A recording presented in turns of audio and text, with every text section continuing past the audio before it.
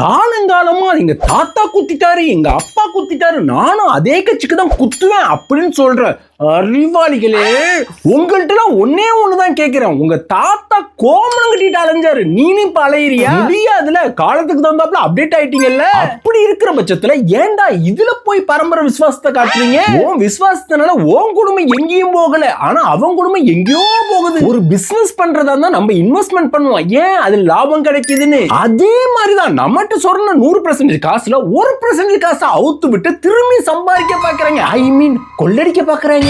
அதை விடுத்துட்டு வாங்கின காசுக்கு நியாயமா இருப்பேன்னு சீன் போடாதீங்க. அதே மாதிரி சில நடிகர்ல அவர் கூட சேர்ந்து நடிச்சு விட்டு அன்னைக்கு ஆகா ஓகன் புகழ் தள்ளிவிட்டு நீங்க அரசியல் வந்தோடனே பச்சோந்தியாட்ட எப்படா உடனே மாறுறீங்க? எல்லாம் காசுக்கு கூறாங்க. இந்த பரம்பரை விசுவாசம் காசுக்கு நியாயமா இருப்பேன் இந்த பச்சோந்தி பேச்சுக்கெல்லாம் கேட்காம உங்க மொழிய பயன்படுத்துங்க. சரி, தின்னவனுங்களே திங்கணுமா?